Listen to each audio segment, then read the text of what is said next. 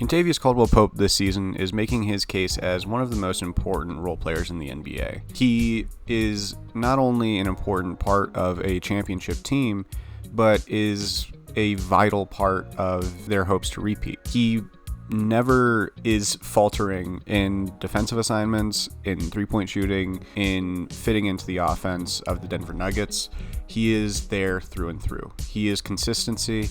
He is a model role player. He is what you want your role players to be. And I want to take a little bit of a look at how he has become such a vital part of the Denver Nuggets and how he was a vital part of the Los Angeles Lakers. I'm mainly going to focus on his skill set in this video, and if you want a more in-depth breakdown of his history, that's something I can maybe make an article on if you guys want that. First things first is his defense. That is probably the most irreplaceable thing about his game because he has such good screen navigation. He has very surgical hands in the way that I mean that is he has these little swipe downs that he does, right? When someone's driving on him, he can swipe down. Is so good at those. He disrupts drives so often just by putting his hands in the right place at the right time, and it is very impressive how he is able to meticulously interrupt someone's ball handling. And his screen navigation, he doesn't get affected by screens much. He's always guarding the other team's best player, whether it be Steph Curry, Damian Lillard, Jalen Brunson, Trae Young, those sorts of guards. Those aren't easy defensive assignments. There's a reason that they're the superstars of the NBA, but against KCP, sometimes they tend to struggle. In the Nuggets' 4 matchups against the Golden State Warriors this season, he was Steph Curry's primary defender for all 4 games. And in those games, he held Steph Curry to only shooting 10 of 27 from the field, or 37%. Now that is incredibly impressive for a multitude of reasons that I'm sure you're aware of. Steph Curry is a great player both on and off the ball. He runs around screens all the time, and he's an incredibly hard player to track off the ball. However, KCP did this with little issue, and he can hold his own against even the best players. Steph Curry is still a top 5 player in the NBA, or at least thereabouts, and he has not struggled to defend Steph at all. Another matchup who he held his own against was Paul George.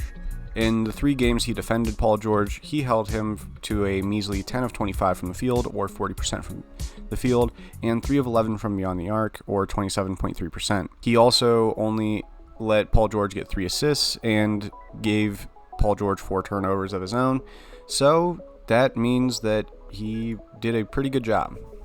And a way that he's able to do this is by getting around screens and really being able to get skinny around them. Now, what I mean when I say get skinny, that's a phrase that people use to basically say get around screens by just slipping around them, right?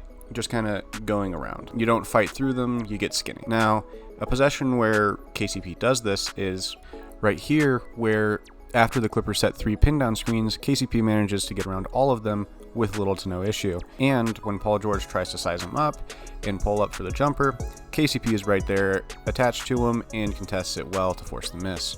Now, that's not to say that KCP isn't a big body or capable of being one either. Despite only being 6'4", 6'5", he regularly finds himself against bigger matchups due to switches. Take this possession, for example, where he's going to switch off of a guard and go on to PJ Washington on the drive. PJ Washington's going to drive, and despite being about 4 or 5 inches taller than KCP, he's going to try and go up for a layup, and KCP just swipes at the ball and prevents him from going up with it. These are the things I was talking about earlier where he's doing the swipe downs.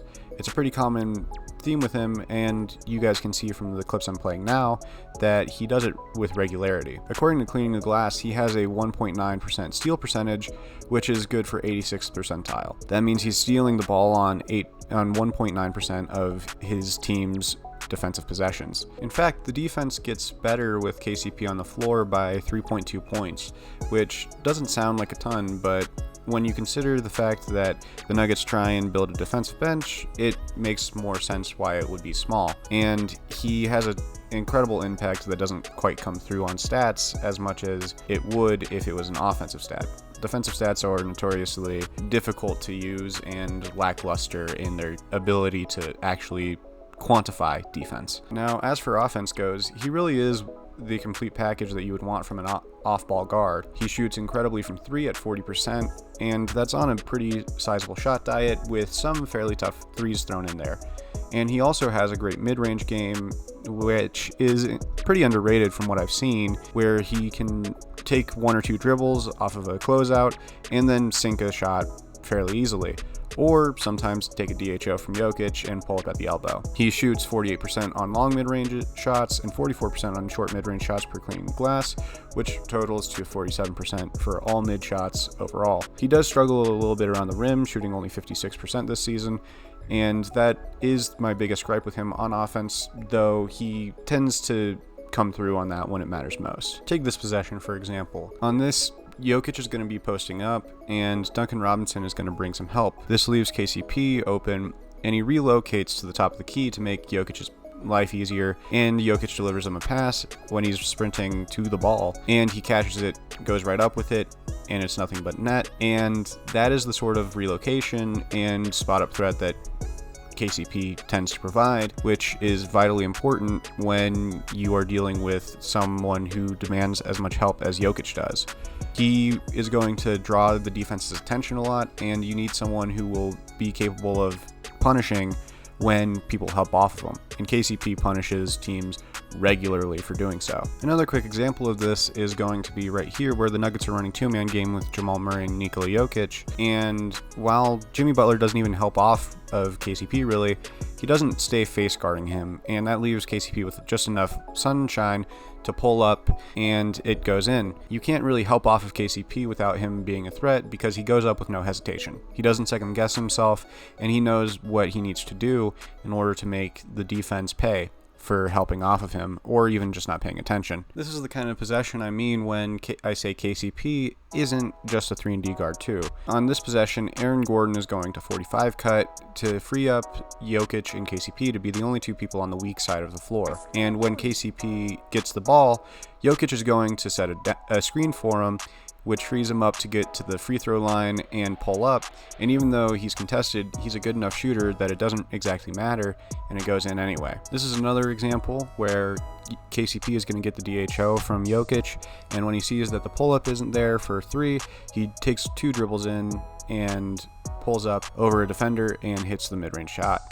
With all these laid out, I think it's pretty clear as to why I say KCP is one of the most important role players in the league. He's the 5th starter for the Nuggets, sure, but that's still the 5th starter for what most people consider to be the title favorites. And while the Celtics might have more talent on paper, with how well the Nuggets starting 5 fits together, I think I'd still take their starting 5 over the Celtics.